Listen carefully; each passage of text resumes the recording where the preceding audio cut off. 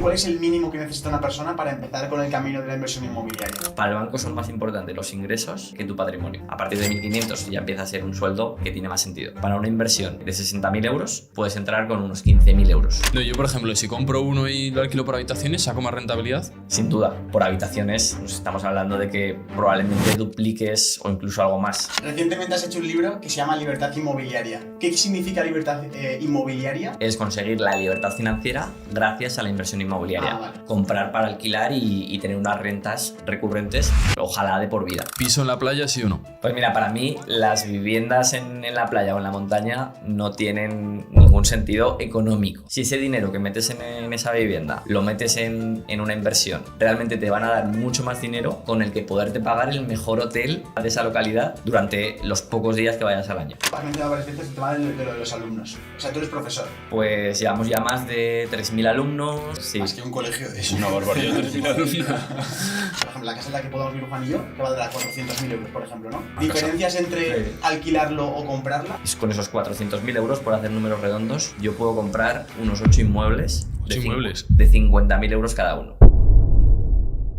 Bienvenidos a un nuevo episodio. Hoy tenemos a Carlos Galán con nosotros, el número 1 en habla hispana del sector inmobiliario. Nos va a contar cómo ha invertido en más de 15 inmuebles. Sergio nos va a contar cómo ha sido la experiencia de su primer inmueble. Justo ahora lo está empezando a alquilar. Y nada, si os gusta el tema de la inversión, si os queréis preparar para un futuro, tener una jubilación y vivir de las rentas, este episodio os va a flipar. Y deciros también que si os interesa el sector de la inmobiliaria, del 24 al 27, Carlos ha preparado un taller gratuito donde os va a explicar paso a paso cómo invertir en vuestro primer inmueble. Sergio y yo personalmente queremos hacer esta formación. Entonces hemos preparado un canal de Telegram para las personas que tengan un plan que estén interesadas en formarse. Vamos a estar en el canal comentándolo durante los días 24, 25, 26 y 27. Todos los días después de la clase Sergio y yo estaremos comentando qué nos ha parecido, qué es lo que más os ha llamado la atención. Todo lo estaremos comentando ahí. Además, en este episodio hemos quitado fragmentos de la entrevista que solo serán publicados en el canal de Telegram. Así que si estás interesado, apúntate en la formación gratuita de Carlos y también apúntate en el canal de Telegram para estar con la comunidad de Tengo un Plan. Si te están gustando nuestros episodios, compártelos, dale like, enséñaselo a tu vecino, a quien tú quieras. Y por favor, suscribiros. Este último mes, más del 75% de las personas no se han suscrito. Nuestro objetivo es que en abril baje hasta el 70%, así que no cuesta nada, dale a suscribirse y nos ayudáis un montón. Espero que os guste y a disfrutar. Chicos, estamos en una nueva conversación de podcast. Probablemente, lo voy a decir, es el podcast que más ilusión me hace hacer. Hoy he traído a un amigo, un hermano, con nosotros aquí ya tengo un plan. Es un amigo, un gran amigo de Juan y mío desde hace ya meses, incluso años, en cuanto a nosotros. Juan ya se conocen de hace poco, pero la amistad está funcionando muy bien. Y es un crack, o sea, la presentación es que todo lo que os diga se me va a quedar corto. Es autor de 3 libros que estáis viendo en el plano general, que son unos bestsellers, los 3. Además, no sé qué tiene Carlos, pero es capaz de vender miles de libros súper sencillo. Eso es porque el contenido es muy bueno y lo hemos leído y es muy buen contenido. Y aparte, pues es un crack como persona, es un crack como inversor, es un crack como empresario. Y yo siempre lo pongo en mi Instagram, que yo de las personas que más aprendo, sobre todo en cuanto a tema de emprendimiento, inversión, etcétera, siempre es de Carlos. Y hoy lo tenemos aquí en Tengo un Plan. Juan, ¿tienes ganas de esta conversación o no? Bastante, porque encima es un tema muy caldeante. Compro la casa, la alquilo. ¿Qué? Yo he comprado mi primera casa, también hablaremos de eso. Eso es. Vale, estoy cagado. Me he metido en un préstamo, Entonces, una hipoteca, en fin, vamos a ¿ya ver. le dejamos hablar? Y ya, bienvenido a Tengo un Plan, Carlos Galán, por favor. Chicos, Juan, Sergio, de verdad un placer. Bueno, ¿qué decir con esta presentación? De verdad que ya sabéis, vosotros sois de mis personas favoritas. Oh. Es un placer estar aquí con vosotros y realmente aprender cada día de vosotros me parece brutal.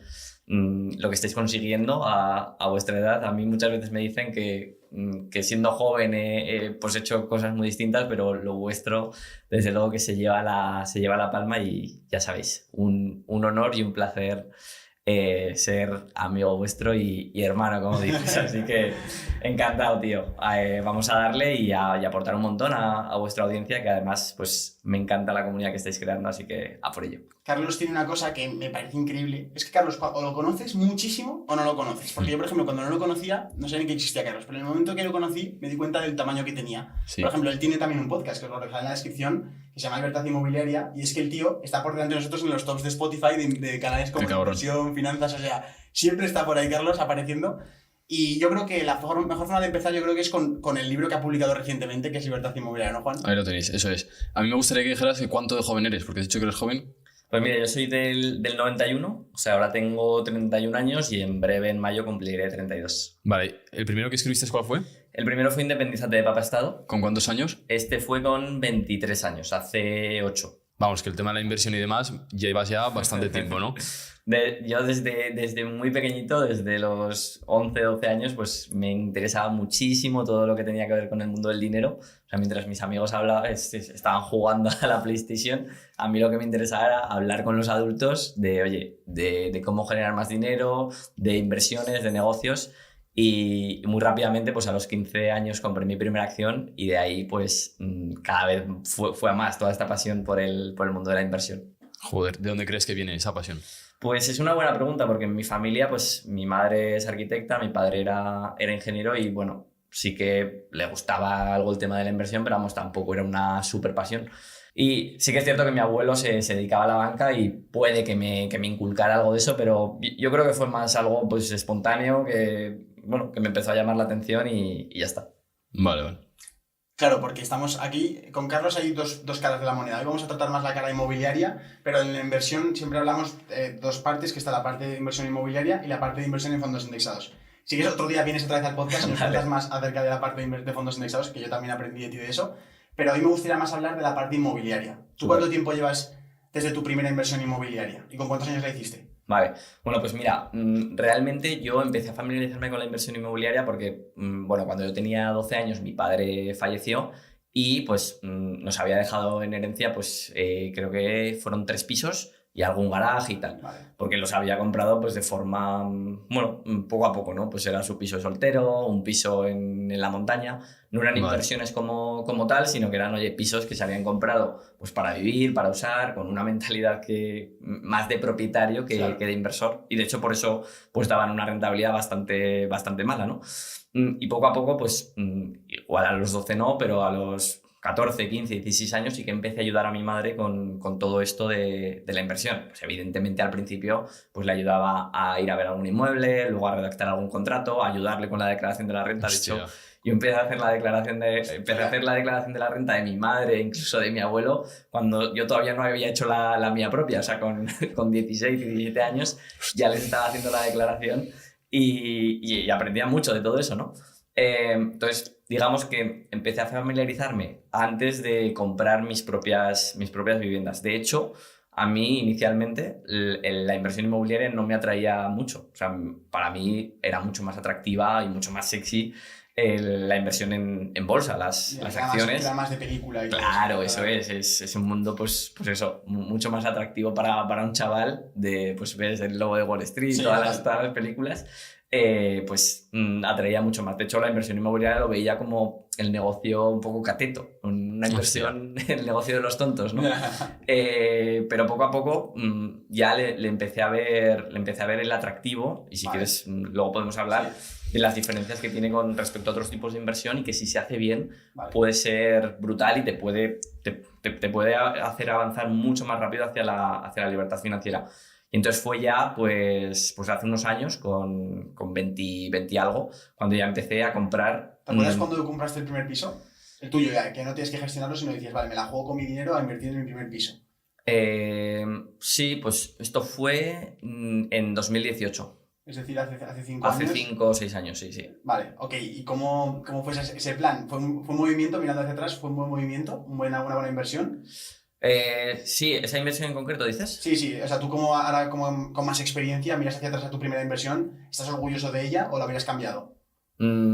Sí, yo sobre todo estoy orgulloso de dar el paso. O sea, creo que, sinceramente, la primera inversión, si alguien se plantea invertir y no quedarse en uno, sino que comprar varios, que es realmente lo que te va a hacer avanzar y lo que hace el modelo escalable, pues la primera inversión es clave, más que por el tema económico, por lo que desbloquea a nivel de mentalidad, de creencias, de ver que es posible y también de experiencia, de, oye, cuando pasas ese primer piso, yo siempre lo digo, que es como pasar el sarampión o la varicela, que pues una vez que lo has hecho, ya como que tu cuerpo desarrolla defensas y hace que el resto sean mucho más fáciles. Entonces, para mí es súper clave el hacer esa primera inversión. Tú lo habrás visto, Sergio, que hace 2 semanas que has comprado tu primer piso y vas a ver como, ostras, todo eso que al principio te es nuevo, de cada cosa que has hecho, me ibas preguntando a mí, ¿no? De, pues ahora toca las arras, ahora toca la financiación, ahora toca ir a notaría, pues todo es nuevo.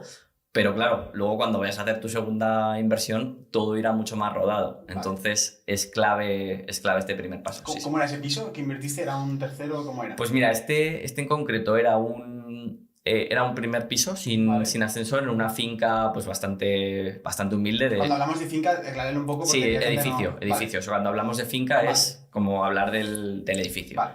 Eso es, de la comunidad de propietarios.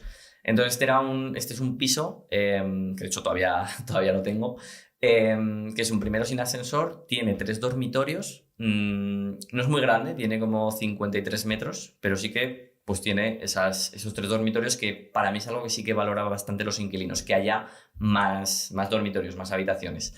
Este en concreto estaba destruido, de hecho había habido ocupas anteriormente. Y hubo que hacer una reforma integral, pero que la verdad es que la hice súper barata. Fueron 13 o 14.000 euros con IVA y con todo. ¿Y cuánto realmente debía haberte costado esa reforma en precio de mercado? Esa reforma, los presupuestos que me daban eran de 25 o 30.000 euros. ¿Y conseguiste bajar 10-15.000 euros la reforma? O sea, al final es también un poco esa mentalidad de decir, oye, este es mi presupuesto, esto es lo que voy a hacer. No me planteo si es posible o no. Yo creo mucho en esa frase de no creía que era... No sabía... Como no sabía que era imposible. Eso es, tal cual. Y lo mismo pasó realmente con este tipo de inmuebles y la forma de comprarlos, ¿no? La gente me decía, o en el banco, en los agentes inmobiliarios, que eso que buscaba que era imposible, que no existía. Y realmente si no te dejas llevar por la opinión de quien no sabe, pues... Sí, te costará, ¿no? O sea, cuando hablamos de estas rentabilidades y de todo esto, no es que sea fácil, pero al final se acaba consiguiendo. Pero la cosa es, ¿tú preferías las acciones? ¿Cómo das ese giro de decir, ahora voy a probar la inmobiliaria? Vale, pues sí, como digo, yo me llamaba mucho más la atención el mundo de las acciones y también porque veía que pues esos pisos que nos había dejado mi padre, digo, pues esto da una rentabilidad muy baja, o sea, no sé, daría un 3%, 4% anual. Y además yo veía que, ostras, no era tan pasivo como el mundo de la bolsa o de los fondos, sino que más o menos había que dedicarle tiempo. Entonces, no sé, no le acababa de ver el atractivo, pero sí que es cierto que conforme fui leyendo a los referentes de Estados Unidos, pues Kiyosaki es el más famoso, luego hay otros más especializados tipo Bigger Pockets, y veía que ya lo que decían de, oye, comprar con apalancamiento, con deuda buena y sobre todo, para mí una de las claves es comprar inmuebles con una mentalidad de inversor. No comprar el piso que a ti te gustaría, el piso donde a ti te gustaría vivir, que suele ser bastante poco rentable porque son pisos pues, generalmente más caros, que el alquiler sí es algo mayor, pero no compensa ni mucho menos porque no es proporcional y que por tanto pues eso no da buenas rentabilidades. Entonces cuando conseguí hacer ese clic y dije, vale, esto de lo que hablan en Estados Unidos, ¿cómo lo hago en España? No fue sencillo porque, como te digo, hay que ir cambiando bastante la mentalidad y empezar a fijarte en otras cosas, principalmente en los números. Yo siempre lo que digo es, oye, estamos hablando de inversiones, no puede ser que nos dejemos llevar por las emociones, por lo que a mí me gusta. Estos son números, yo no voy a vivir allí y esto tiene que ser principalmente rentable. De hecho, pues lo que dice un amigo, lo que no son cuentas, son cuentos. Sí, mucho. Y es tal cual, es que una inversión, no sé si coincidís, pero tiene que ser rentable principalmente. Yo lo que tú digas es coincido. Va a misa, No es que sí coincido, no, claro que coincido. Recientemente has hecho un libro que se llama Libertad Inmobiliaria. Me parece un concepto muy original porque siempre se ha hablado de libertad financiera. Pero libertad inmobiliaria es como una palabra que la has creado tú en base a esa palabra, ¿no? ¿Qué significa libertad inmobiliaria? Y después de eso te preguntaría a ti, ¿tú has conseguido libertad inmobiliaria? Vale. Bueno, pues libertad inmobiliaria, como su propio nombre indica, es conseguir la libertad financiera gracias a la inversión inmobiliaria. Vale. Concretamente, inversión inmobiliaria, pues habría muchos tipos, principalmente hay como dos, el tema de los flips, de comprar, reformar y vender, o comprar para alquilar y tener unas rentas recurrentes, ojalá de por vida, ¿no?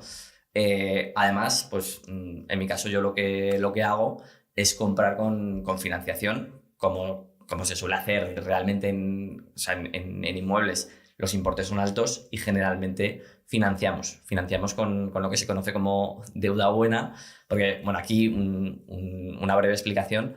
Generalmente nos han inculcado que la deuda es mala y que tenemos que reducirla, que no nos ayuda, ¿no? Y realmente es así. O sea, la mayoría de deudas, la mayoría de préstamos son deuda mala porque pues, sirven para financiar gastos, pues para comprarte un coche, para financiar unas vacaciones o incluso para comprar tu propia vivienda donde vives, ¿no? O sea, esto al final lo que haces es pagar intereses para tener más gastos y simplemente quedarte en esa carrera de la rata pues de deudas, de pagar, de tener más gastos y estás un poco atrapado ahí. Sin embargo, la deuda buena o el apalancamiento para comprar activos, pues supone cambiar esa mentalidad y decir, oye, sí, es cierto que tengo deuda, pero como la uso para financiar la compra de estos activos, esto me va a dar ingresos todos los meses y con ese dinero voy a pagar las cuotas y voy a devolver esa deuda. Digamos que es ese concepto de que las viviendas se pagan solas. Entonces, comprar mi casa es deuda mala. Sí, para mí sí. Para mí, comprar tu vivienda, al final, si lo piensas bien, estás pagando una cuota todos los meses y realmente ahí no tienes ingresos. De hecho, tienes todavía más gastos porque el ser propietario implica una serie de gastos pues, de seguro, de IBI, de mantenimiento, de comunidad, etc. Vale. Entonces, a ver, este es un buen debate porque, oye, si alguien dice, alquilar es tirar el dinero, ¿no? Bueno, depende. O sea, es tirar el dinero si tú no te planteas invertir en nada. O sea, si tú dices, oye, entre alquilar o comprar tu propia vivienda y no vas a hacer nada más, pues vale, compra tu propia vivienda y por lo menos pues metes el dinero en esa casa. Pero si abrimos un poco la mente y decimos, oye, ¿qué cosas puedo hacer? Si te planteas invertir no en otros inmuebles, sino en bolsa, en criptomonedas, en lo que sea, y eso te va a poder dar más rentabilidad, pues ostras, yo creo que tiene bastante sentido el hacerlo, por lo menos financiero. Luego entrarán en juego otros factores, pues como el tema emocional, psicológico, lo que cada uno quiera, que por supuesto es un factor más y es igual o más importante, pero financieramente es así. Vamos a hacer, hablando del tema que estamos hablando aquí, que es que básicamente no deberíamos, que es justo como el último vídeo que subiste a tu canal, que es no debes comprar la casa en la que tú vives, sino que deberías vivir de alquiler, o no, esa es la propuesta. En ese vídeo lo que me gusta es las matemáticas que haces. ¿Podríamos desglosar algún tipo de cálculo que haces ahí para demostrar a la gente el potencial que tiene esto? Es decir, oye, vamos a poner que, por ejemplo, la casa en la que podamos vivir Juan y yo, que valdrá 400.000 euros, por ejemplo, ¿no? Sí. Pues diferencias entre alquilarlo o comprarla para que la gente lo vea literalmente materializado en números, porque es la realidad. No, tal cual. Si quieres, hacemos el ejemplo con mi caso. Yo en este momento, de momento he vivido siempre de alquiler. Insisto, no quiere decir que, oye, dentro de unos años pues tenga una familia y diga, oye, que me apetece, aunque los números no salgan, comprar mi propia vivienda, ¿vale? Pero si hacemos los números, yo la vivienda donde vivo, pues es una vivienda que está bastante bien, bastante céntrica en Zaragoza, 3 dormitorios, 2 baños, 100 metros cuadrados, pues vale en torno a 350, 400.000 euros. Sin embargo, yo pago ahí de alquiler 925 euros, ¿vale? Entonces, digo, ostras, es que no se me ocurre comprarla. ¿Por qué? Porque con esos 400.000 euros, por hacer números redondos, yo puedo comprar unos 8 inmuebles de 50.000 euros cada uno, ¿vale? El mío. Más o menos, sí. Sergio ha comprado por 49.000, ¿no? Hostia. Claro. Eso en Zaragoza, ¿vale? Y ese inmueble pues se va a alquilar más o menos, números redondos, no, por no entrar mucho en detalle, pero unos 500 euros, ¿vale? Sí, también. Entonces, si hacemos esas matemáticas, son 8 inmuebles por 500 euros, me daría de ingresos. A ver, 8 por 5. ¿Cuánto sería? 8 por 5 serían 4.000 euros. 4.000 euros, vale. Pues ahí se ve claramente la diferencia, 4.000 euros respecto a los 925 que estoy pagando. O sea, son 4 veces más. O sea, la rentabilidad es que no es... Bueno, es que es un 20% más. No, es que estamos hablando de que es 4 veces más. O lo que es lo mismo, podríamos hacer las matemáticas y decir, oye, para yo vivir en ese piso de 350, 400.000 euros, solo con 2 pisos, o sea, gastándome 100.000 euros o 120.000 si queréis, si no queréis apurar tanto, es que puedo estar viviendo en una casa de 400.000, es verdad, invirtiendo únicamente 100.000 o 120.000, ¿vale? Entonces, es que la diferencia es muy bestia, ¿vale? Bueno, hemos hecho este ejemplo sin financiación para que se entienda más fácilmente, pero es que Empieza lo bueno, ¿no? con financiación sería igual o incluso más la diferencia, ¿vale? Vamos a Sí. poner un poco el ejemplo, vamos a entrar un poco en el método, es decir, ¿qué pasaría si metemos la ecuación de la hipoteca? Todo esto es lo que yo he hecho. Chicos, lo que está diciendo Carlos ahora mismo en el método es literalmente yo lo que he hecho para invertir en mi primer inmueble. Entonces, si ahora, por ejemplo, esa fórmula de querer comprar esos 2 pisos de 50.000, le metes el banco, ¿qué pinta tendría eso ahora más positiva para ti? Vale, bueno, pues en esa inversión de 50.000, vamos a hacerlo con uno para que sea más simple, pues 50.000 euros del valor del inmueble. Algo razonable, insisto, se puede apurar más y si quieres puedes poner tu ejemplo si quieres, Sergio. Pero bueno, números redondos. El banco te financia el 80%, ¿vale? Sí, es decir, 40.000, tendrías que poner 10.000 euros de tu bolsillo y luego tienes que poner los gastos de compra, que el más gordo es el ITP, que es el impuesto de transmisiones patrimoniales, que en función de la comunidad autónoma pues va entre un 4 y un 10%, pero pongamos números redondos otro 10%, pues otros 5.000 euros. Es decir, tú pondrías ahí unos 15.000 euros de tu bolsillo. Vale. Es cierto, si luego hay comisión de agencia o tienes que reformar algo, pues algo más. Pero también puedes tratar de financiar más del 80%. No sé cuál ha sido tu caso, Sergio. Me han dado, el valor era 49.600 y la hipoteca ha sido 49.600. Vale, ese porcentaje 80 y algo, ¿no? 86, puede ser, 85, vale. Algo así. Bueno, sí. O sea, la idea aquí es, bueno, ojo, cada uno puede tener su idea, ¿eh? Hay gente, yo conozco, o sea, tengo casos de alumnos y tal, que prefieren, oye, tienen liquidez y dicen, yo prefiero no apalancarme tanto. Claro, o sea, claro. Pero en general lo que buscamos, y para mí la magia de todo esto, es descapitalizarte lo menos posible, poner menos dinero en cada inmueble para ir comprando más, que se vayan pagando solos, etc. Y esa es un poco la magia, porque claro, ahí la rentabilidad se dispara. De hecho, cuando hablamos de apalancamiento es precisamente por eso, porque se apalanca, ojo, para bien y para mal. Si lo haces bien, pues esa rentabilidad que hablábamos antes, pues no sé, que puede tener una rentabilidad del 10% bruto que se queda en un 6-7% neto, pues con el efecto del apalancamiento lo multiplicamos perfectamente por 2 o 3 y empezamos a tener el roce que se llama, un término un poco más... ¿Qué significa eso? Bueno, el roce son siglas en inglés, que es Return on Capital Employed. Vale. Básicamente el retorno sobre el dinero que has puesto. Vale. O sea, todos entendemos, oye, el piso vale 50.000, me deja 5.000 euros o 6.000 euros de ingreso al año, pues es una rentabilidad del 10, del 12%, pero claro, cuando entra en juego esa deuda, ese apalancamiento, y por ejemplo ponemos de nuestro bolsillo 10.000 o 15.000, pues ahí el beneficio no es todo nuestro porque hay que devolver al banco, ahí tendrás una cuota pues, de unos 200 euros más o menos. 170 en tu caso. Vale. Pero claro, es decir, te queda menos dinero en tu bolsillo, pero claro, como has puesto muchísimo menos, pues la rentabilidad que tienes ahí, ese roce, ese retorno sobre el capital que tú has puesto, pues se dispara. Perfectamente estará en más del 20% en tu caso. Claro, y es que lo bueno en todo este modelo, que a mí lo que más me enamora es que no solo es que saques beneficio cada mes, es que ese inmueble cada mes que pasa te lo está pagando otra persona. Es tuyo. O sea, van a pasar, yo qué sé, vamos a poner 5, 6, 10 años y ese inmueble va a ser mío. En plan, mío, que lo puedo vender y coger otra de los 60.000 de vuelta. Bueno, tú realmente vas a tardar más. Voy a tardar más, sí, eso es. Pero... O sea, depende de cómo lo estructures, ¿no? O sea, pero realmente vas a tener, y a mí es lo que me gusta de los inmuebles, vas a tener 3 rentabilidades.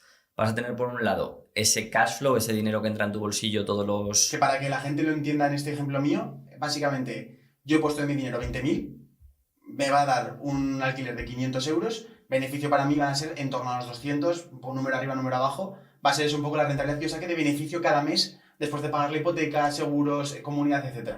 Eso es. Eso es un poco números gordos para que la gente lo entienda. Pongo Vale. 20.000, llevo de beneficio cada mes 200. Continúa, Carlos. Eso es, o sea, tú ahí vas a tener una rentabilidad sobre esos 20.000 euros más o menos de un 1% mensual, sí. ¿Vale? O sea, en un año tienes ahí una rentabilidad sobre el dinero que tú has puesto del 12%. Sí. Que esa es la primera fuente de rentabilidad, que es lo que es más tangible, lo que vemos todos los meses en nuestra cuenta que va entrando. Pero habría 2 fuentes más, y es que dentro de ese dinero que vas devolviendo al banco hay intereses que es lo que te cobra el banco por darte el dinero, pero también vas devolviéndole al banco todos los meses un dinero que le estás literalmente devolviendo lo que te ha prestado, ¿vale? Entonces eso que tú vas devolviendo y que no se ve, realmente también es como que cada mes eres más propietario de esa vivienda, más ladrillos son tuyos. De hecho, llega un momento en el que ya liquidas la deuda por completo y ya el inmueble es tuyo. Realmente te lo han ido pagando esos inquilinos, Con ¿vale? beneficio cada mes. Eso es. Y luego hay una última fuente de rentabilidad, que es la revalorización que tenga la vivienda, ¿vale? ¿Qué ocurre, no? Hay revalorización. Claro. O sea, en el libro lo explico. Desde el año 90 hasta el 2022, los últimos 30 y algo años, pues la vivienda se ha revalorizado incluso más que la inflación, al 3 y algo % anual. Que eso, claro, si lo miras... Bueno, seguro que habéis oído hablar de historias de vuestros padres, vuestros abuelos, sí. de compré en el año 80 esta vivienda por 5 millones de pesetas, 30.000 euros, 30.000 y ahora vale 300.000. O compré por... ¿Tanto? Sí, o sea, es Wow. multiplicar... Claro, y en ciudades grandes aún más, ¿no? Se nota eso. Sí. Wow. O compré por 2 millones, que eran 12.000 euros, y ahora vale esa vivienda 100.000. Pues realmente en el largo plazo, o sea, al final tenemos que pensar que la vivienda, ¿por qué se revaloriza? Pues porque es algo escaso. A mí me hace gracia cuando ahora decimos, ¿no? El Bitcoin, que como no se van a producir más, pues por eso sube de precio. Sí, evidentemente. Y las viviendas... El suelo. Exacto. El suelo es el que tenemos y es bastante más difícil de lo que parece crear nueva vivienda. Entonces, por eso se revaloriza incluso por encima de la inflación. Y eso, a largo plazo, con el interés compuesto, que yo creo que no vamos a profundizar en esto, porque se nos va a ir mucho. Pero eso es lo que permite que la revalorización, ojo, que a largo plazo juega un papel también muy, muy relevante. La cosa es, claro, has dicho viviendas de 50.000 euros, ¿te has dicho cuánto te ha costado? Bueno, a ver, el precio de la vivienda son 49.600. ¿Eso dónde se encuentra? Porque yo me quedo flipando. Sí, sé que esperáis la respuesta de Carlos, pero soy Juan. Si quieres ver la parte en la que Carlos nos cuenta cómo encontrar pisos de 50.000 euros, qué tipo de ofertas tienes que hacerle a los propietarios y todos los trucos para meter a un inquilino lo antes posible, en la descripción tienes el grupo de Telegram donde hemos subido ese fragmento exacto. No os molesto más y os dejo con el resto del episodio.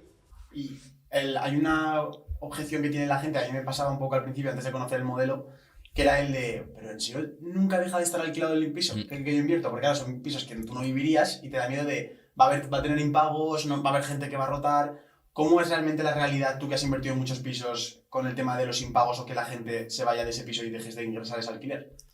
Vale, bueno, son dos cosas, ¿no? Estás planteando el impago y luego el periodo en el que vale, porque el puedes... impago es que el inquilino sigue estando ahí, pero no paga. Eso es. Vale, pues no, yo me refiero a que dejes de ingresar por todos los motivos que haya, sí. Que Vale. no lo alquiles, ¿no? A ver, realmente la demanda de alquiler es brutal. O sea, literalmente, evidentemente, si pones el piso a precio de mercado, otra cosa es que alguien diga, no, es que el alquiler es de 500, pero mi piso es la hostia y yo lo voy a sacar a 700. Pues sí, vas a estar meses con el piso vacío. Pero si lo pones a un precio de mercado, realmente en semanas, incluso te diría que en días, lo vas a tener alquilado, porque la demanda de alquiler es brutal en cualquier sitio de España. Entonces, yo a eso le veo, vamos, yo nunca he tenido un piso más de un mes vacío, incluso en periodos más de crisis que hemos tenido. Así que, vamos, yo... Romper esa objeción, vale. Sí, eso tal cual. Y bueno, ojo, lo del impago que comentas, bueno... También creo que es un miedo que suena mucho, porque los medios le dan mucho bombo, igual que al tema de la ocupación, pero la incidencia es bastante pequeña y además se soluciona muy rápido con el seguro de impago, que el seguro de impago es bastante económico, cuesta como un 4% de los ingresos de la renta anual. Es decir, para un inmueble de estos estamos hablando de que te va a costar unos 250 euros al año, 250, 300, y con eso duermes tranquilo porque ya te quitas todo el problema. Explica un poco más el seguro de impago. O sea, que si no cobras, te pagan el seguro. Eso es. Un seguro es, tú pagas una prima, vale. Y si se produce ese problema de que no te paguen, la aseguradora se hace cargo. Se hace cargo tanto del proceso judicial de organizar todo esto, como de pagarte lo que no te está pagando el inquilino. Hay distintos seguros, pues algunos te cubren 12 meses, otros 18, en función de lo que pagues. pero básicamente funciona así. ¿Y si hay que echarlos o tienen que desalojar, se encargan ellos? Claro, se encargan de todo el proceso, tanto de reclamar las rentas como del proceso de desahucio. Hostia, pues Eso está de es. puta madre, ¿no? Sí. Y has mencionado varias veces el tema de lo de los alumnos. O sea, tú eres profesor. Como De universidad. ¿hablas en una universidad o Claro, sí, mira, te ¿hablas cuento. alumnos a qué te refieres? Bueno, a ver, esto surgió porque bueno, ya sabéis que tenía independencia de papá Estado, la gente me preguntaba y cuando empecé a invertir ya más en serio para mí, con mis propios inmuebles, pues lo empecé a compartir en mi lista de seguidores y suscriptores, y es cierto que a mí me abrumó pues el interés que había de, oye, Carlos, cuéntanos más, tal. Entonces dije, vale, voy a hacerlo, pero voy a hacerlo bien. O sea, no... Porque tampoco quiero hacer un par de artículos. Creo que a lo mejor para invertir en bolsa, en fondos, con un libro pues, y tal. Vale. con un libro, con unos artículos, pues la gente se puede lanzar. Pero ostras, invertir en inmuebles donde ya se mueven cantidades más grandes, donde estamos hablando, Sí. creo yo, de otro nivel de dificultad, pues creo que había que profundizar más. Y entonces ahí fue cuando lancé en finales de 2019 Libertad Inmobiliaria, que es una formación donde ya podemos profundizar mucho más en esto, también con acompañamiento, con sesiones en directo. ¿Tienes 4 años ya con Libertad Inmobiliaria? Prácticamente 3 y medio, sí, en octubre de este 2023 hará 4 años. ¿Y cuánta gente ha pasado ya, tío, por Libertad Inmobiliaria? Pues llevamos ya más de 3.000 alumnos, Hostia. esta va a ser... Sí. Más que un colegio de Es una barbaridad. Sí, llevamos, pues sí, yo creo que 11 ediciones. 11 Sí. ediciones. ¿Y tienes calculado cuánto tiempo tarda una persona o cuántos inmuebles invierte una persona de media, un alumno? Es decir, ¿cuántos han invertido? ¿Cuánto suele invertir de media una persona? Para ver cuánta gente se lanza de esa gente. Sí, pues a ver, los datos que tengo, porque yo voy registrando, pero evidentemente digas yo todo. luego voy a las quedadas y veo que hay gente que... El que no habla por grupo ostras, de yo WhatsApp. tengo ya 4 o 5 inmuebles. Y No digo, los había puesto. pero los has registrado. Y dice, no, tal. Hostia. Entonces, sé que hay muchos que no lo han registrado, pero los que tenemos a día de hoy, que estamos grabando esto, ¿se puede decir el día? Sí, claro, estamos Sí, en 4 de esto, marzo. esto no es la Vale, a resistencia. 4 de marzo, bueno, hasta febrero. De abril. Sí, Estamos abril. ¿por qué tengo marzo puesto? Vale, todavía no. No, es martes Martes 4. 4. Abril 4 abril. Vale, bueno, pues hasta febrero, que es lo que tengo cerrado, llevamos 1.625 compras. Guau, ¿vale? joder. De alumnos, eso es. O sea, una media de 0,5 inversiones por persona. Es decir, Claro. que la mitad. Pues está muy bien, Está muy Sí, bien. a ver, yo Que te dais a los huevos. creo que son muchos más, por lo que te digo, que hay mucha gente que, oye, o por privacidad o porque dice, oye, que no me apetece registrarlo. O sea, yo estoy convencido de que son muchos más, pero lo que tenemos registrado es eso. Qué bueno. Evidentemente, pues donde más inversiones hay en Madrid, en Cataluña, en función, donde más alumnos tenemos, pues más hay. Y la rentabilidad media, eso, tenemos un bruto, es 9,8, que eso sería dividiendo ingresos entre todo lo que cuesta el inmueble. Vale. Y rentabilidad neta estamos en el 6,7%. Vale, qué bueno, tío. Sí. Y también quería preguntarte, yo creo que la imagen de la inversión inmobiliaria, no sé si te ha pasado, Juan, desde fuera, parece que tienes que ser millonario para empezar a invertir en inmuebles. A mí me ha pasado. Hasta que descubrí lo de Carlos, que me dijo, no, pero que puedes coger una hipoteca, que puedes financiarte, que es deuda buena, me empezó a explicar todo, ¿no? Tío, realmente, ¿cuál es el mínimo que necesita una persona para empezar con el camino de la inversión inmobiliaria? Porque habrá gente viendo el podcast que dirá, vale, pero esto es para mí, Sí.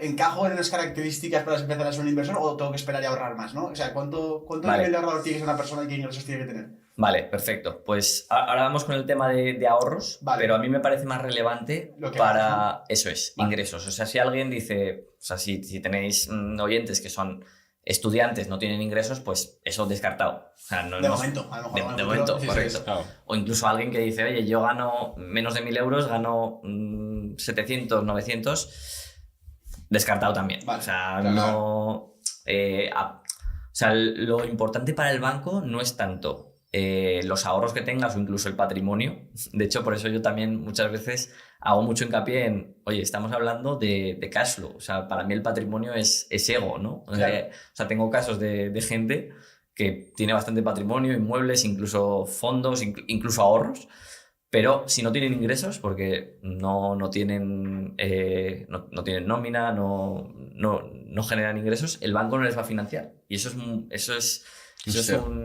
es importante que quede claro, que para el banco son más importantes los ingresos que tu patrimonio, ¿vale? Entonces, requisito fundamental para si te quieres financiar, tener ingresos de, pues eso, más de 1.000 euros. Idealmente, pues 1.500, a partir de 1.500 ya empieza a ser un sueldo que tiene más sentido. A nivel de ahorros, pues poniendo un caso, claro, depende. No es lo mismo comprar en Madrid que comprar en Zaragoza que comprar en Albacete, pero números redondos para una inversión de 60.000 euros, y por no ir a casos extremos, yo creo que ahí puedes entrar con unos 15.000 euros de ahorros. Evidentemente, si alguien tiene más, mejor. ¿Con menos se puede hacer? Sí. O sea, tengo 1.000 casos de gente que lo ha hecho con menos dinero. Incluso yo, en muchas operaciones, he puesto mucho menos dinero de eso porque es mi foco, ¿no? El poner menos dinero. Ahora bien, tampoco quiero aquí dar falsas expectativas o decir, oye, sí o sí vas a poder comprar con 6.000 euros. No. O sea, ¿es posible? Sí. ¿Es fácil? No. O sea, no, y no todo el mundo lo puede hacer. Totalmente, es así. Vale, ok. Joder, ¿y tú ya te has comprado uno? Yo me he comprado uno. Bueno, la historia es graciosa porque conozco a Carlos hace 1 año y medio. Nos conocimos a través de Independiente de Papá Estado porque él estaba buscando gente para poder moverlo el libro por redes sociales y tal. Eso es. Y como éramos de la misma ciudad, nos conectaron. A partir de ahí nos hicimos amigos, hicimos un viaje a Dubái juntos, nos hicimos más amigos aún. Ahí me contó acerca de la parte de libertad inmobiliaria que yo no la conocía de nada. Y ahí, de hecho, no tenías ni el libro, entonces tenía que un poco como que aprender lo que me ibas contando. Y a partir de ahí, yo creo que empezó a salir mi chispa, pero yo no estaba en ese punto de ahorros para sentirme cómodo para invertir. Entonces fui esperando, pero sí que Carlos me decía, oye, Sergio, lo del tema, si te interesa invertir, tampoco hace falta que esperes muchísimo más, porque tú estás en un punto que podrías permitirte invertir en un inmueble. Pero yo quería como que no daba el paso, lo típico del primer piso. Y entonces, de cara a final del año pasado, lo hice público en YouTube. Dije, voy a invertir en mi primer inmueble. Subí un vídeo y conté cómo lo iba a hacer. De hecho, estaba en México aún con el reto del céntimo. Entonces, bueno, cuando tomé esa decisión, ya era, hostia, es que ya no es que era un compromiso público. Era en plan, que me he comprometido con mis seguidores, que lo voy a hacer.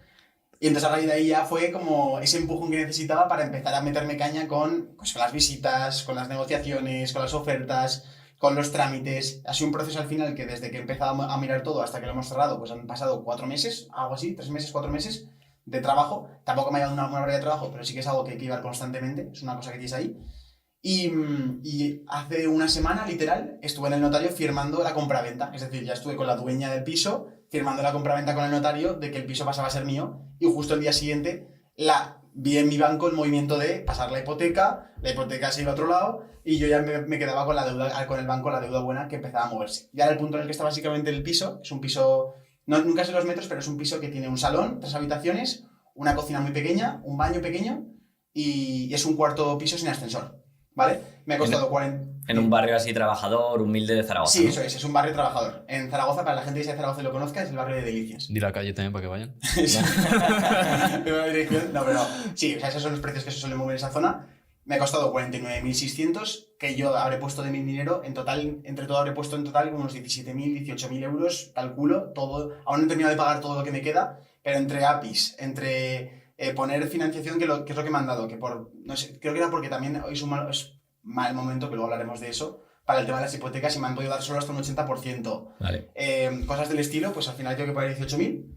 Y nada, y la idea es, bueno, la suerte que hemos tenido de que es un piso que prácticamente ya está para alquilar, hemos tenido que pintarlo. Ahora, hoy ha entrado el personal de limpieza para que limpie un poco el piso y ya estaría. Lo vamos a alquilar, nuestra estrategia va a ser alquilarlo vacío, con el objetivo que un poco lo vi en Libertad Inmobiliaria, me parece una idea increíble, que es, yo lo voy a invertir, o sea, lo voy a intentar alquilar vacío, porque al ser un cuarto sin ascensor, va a costar un poco más de primeras que consiga un inquilino, pero es que en el momento de que consiga un inquilino y tenga que llenarlo de muebles, que será normalmente una familia o lo que sea, ostras, si tú has llenado un cuarto piso sin ascensor de muebles, se va a quedar más tiempo. Y luego se pira, ¿sabes? Entonces, esa es un poco la idea. Y a ver, a mí lo que me dice la gente, lo que me dice dentro del curso y todo eso, la comunidad es, que aunque no me preocupe, que lo voy a alquilar Claro, bastante rápido. lo vas a alquilar en una semana. Por Sí. eso, o sea, pero claro, yo estoy cagado y digo, joder, no tiene muebles, no tiene nada, no tiene camas, no tiene nada, está vacío, literal. No, ya te vas a dar cuenta de que de esos prejuicios que tenemos y que lo que a ti te parece, oye, pues no sé si iría a vivir allí, hay un montón de gente que va a mejorar mucho el piso en el que estaba antes y va a estar encantada allí. O sea que ya lo vas a ver y ya hablaremos en unas semanas. Yo te quería preguntar, Sergio, Vale. por este proceso que has tenido, porque a mí me parece muy similar muchas veces a un pequeño negocio, a un pequeño emprendimiento. De hecho, Sí.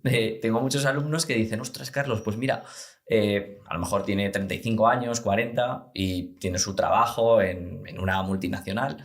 Y dice, yo siempre tenía ahí como la espinita de emprender, pero por una circunstancia o por otra nunca lo hice. Y ostras, con los pisos, como que he recuperado Claro. como esa espinita que Entiendo. tenía clavada, porque, jolín, si lo piensas es como un pequeño negocio. Sí, un Tienes que proyecto.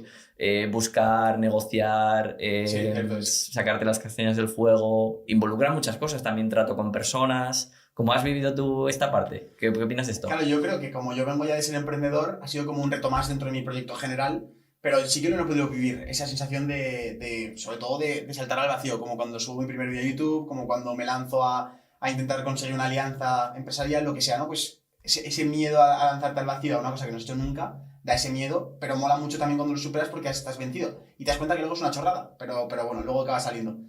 Y a ver, también te digo una cosa, no es lo mismo cuando tú emprendes un negocio a cuando tú inviertes, porque lo bueno de invertir es la libertad que te da después. Es decir, porque yo al final mi trabajo se acaba aquí, mi negocio, yo con los vídeos estoy todos los días, 8 horas o más de 8 horas. La gracia de la inversión es que es un trabajo, pero que te motiva un poco más porque estás trabajando sabiendo que luego eso va a ser Sí, un simplemente activo. revisarlo, pero podríamos incluso llamar que es medio pasivo realmente. Sí. Entonces, sí, o sea, yo lo he sentido así, estoy súper contento. Ahora, ¿mi plan cuál es? Pues mi plan idealmente sería, en cuanto me viera cómodo para poder desembolsar otra vez 20.000 euros, pues y sería la oportunidad, pues volver a invertirlos, que pues perfectamente puede darse este año a final de año, veremos, y si no, pues al año que viene, y seguir así continuando, porque además una cosa que yo vi en el método, y lo explicas dentro del curso que me parece muy, muy bueno, es la parte en el que ya los propios alquileres empiezan a pagar las siguientes inversiones. Hostia, claro. ¿Eso en qué punto sucede? Porque me parece increíble, es cuando ya todo el juego cambia. Claro, aquí lo bueno es que ese primer piso, pues te da dos cosas. Te empieza a dar liquidez, o sea, te da cash flow y se va quedando ahí en tu cuenta, que por supuesto en un año pues no te genera lo suficiente para comprar el siguiente piso, pero bueno, ayuda, ¿no? Sí, te da una parte y además te da ingresos, que de cara al banco, o sea, el banco al final, como hemos dicho, lo que mira son los ingresos. Entonces, pongamos a alguien que tiene una nómina de 2.000 euros antes de comprar su primer inmueble, compra el primer inmueble y claro, cuando va a comprar el segundo ya no tiene 2.000, ahora tiene 2.500 euros de ingreso. Es cierto que paga la cuota, pues que en tu caso han sido 170 o 200 o lo que sea, y el banco te dice, oye, sí, tienes más cuota, vale, sí, pero tengo más ingreso con el que pagarlo. Entonces, de esa forma, pues puedes seguir escalando, ¿vale? Y eso es, o sea, claro. ¿Aproximadamente en qué piso se sucede eso que tú explicas? En el quinto piso, o sea, cuando tú ya consigues el quinto, a partir de ahí, ya más o menos el dinero que te generan esos pisos, si lo reinviertes, ya te permitiría entrar sin meter nuevos ahorros o nuevos ingresos tuyos. Entonces ahora entiendo el por qué la promesa de libertad financiera como formación es construir tu patrimonio de 5 pisos en 5 años. En parte, sí. Porque es la libertad Pero, literal. O sea, no, claro, no tienes que poner más ojo, dinero. que alguien podría decir que eso es una propuesta, lo de comprar un piso al año, pero si tú dices, oye, yo puedo comprar un piso ahora, esperar a que me genere el suficiente capital y a lo mejor comprar pues cada 2 años, perfectamente, o cada 3, ¿vale? Pero me gusta un poco también lo que haces tú de decir, comprar 5 pisos en 5 años porque en cierta manera le metes caña a la gente, que hace falta. Le hace falta un poco que te pinches y le digas, oye, ponte a hacer que puedes hacer más. Sí. No, y luego te das Nunca lo cuenta, haces. Libertad Inmobiliaria no lleva todavía esos 5 años. De hecho, llevamos 3 y medio. Y hay muchísimos alumnos que ya están... De hecho, tenemos el club 5 pisos de gente que ha conseguido ya los 5 y hace mucho. ¿Cuánta gente hay en el club 5 pisos ya? Pues tenemos ahora como 70, 80 personas. Hostia. Flipas. Son Joder, gente que claro. puede empezar a seguir comprando una locura. Claro, y tenemos gente que ha comprado pues 7, 10, 14, el este de Albacete, Es 12, 10, sí. O sea, es cierto que una vez que... Claro, una vez que te vas metiendo, pues vas viendo oportunidades donde antes no las veías y vas viendo pues cómo poder financiarte de otra forma, comprar incluso en otras ciudades donde hay más rentabilidad, en fin, empiezas a ver sinergias. Y habláis también... Uy, va, perdón. No, simplemente quería para cerrar esta parte de la gente, porque la gente está ahora mismo muy motivada con aprender.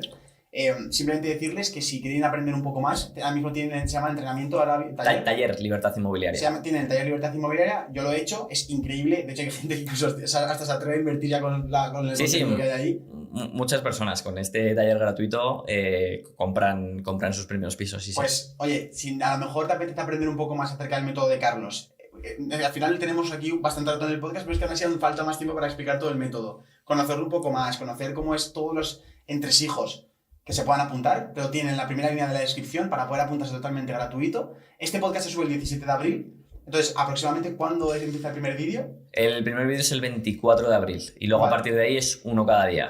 El lunes 24 es el primero, el martes 25 el segundo y así hasta el jueves. Vale, o sea que cuando os apuntéis, atentos al mail, porque ahí es donde os llegarán los accesos para poder ver cada clase. Y nada, oye, que la gente opine ahí y pueda aprender muchísimo más de inversión inmobiliaria, porque me parece un mundo apasionante y son como esos deberes que todo el mundo debería hacer en su vida. Así que, primer link de la descripción para que se pueda apuntar al taller. Y ahora sí que, Juan, no te interrumpo, por favor. Continúa.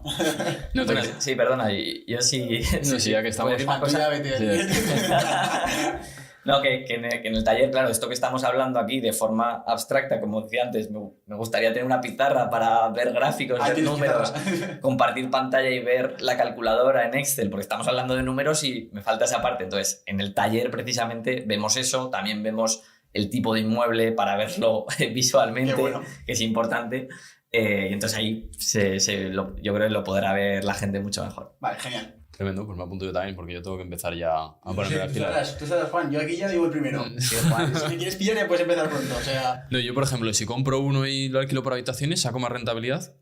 Sin duda. O sea, si estamos hablando, pues, insisto, números de Zaragoza, pisos de 50-60 mil euros, aquí es un alquiler de unos 500-550 euros, dependiendo.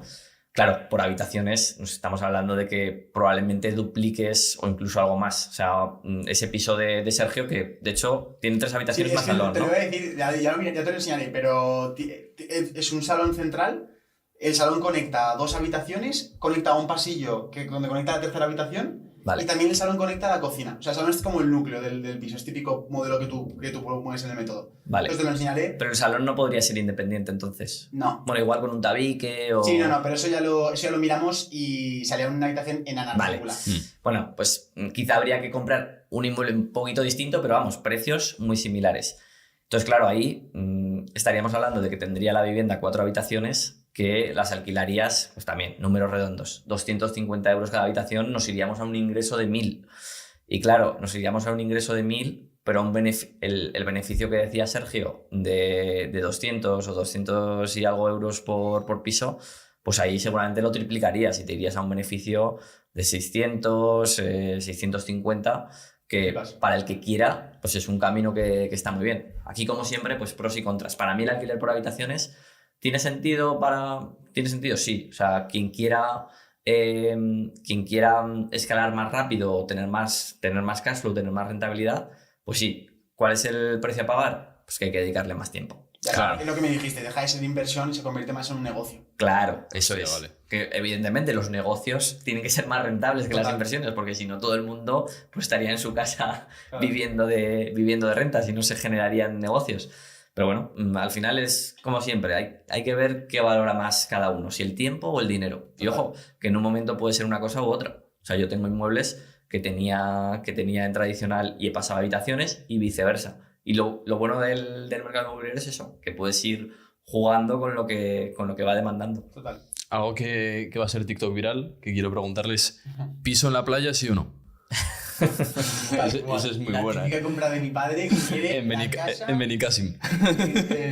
¿Cómo se llama el...? Peñíscola, ¿o no? No, el Salou. El Salou, madre mía, típica.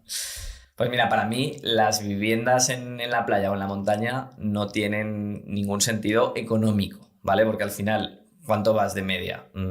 Seguramente menos de 30 días al año.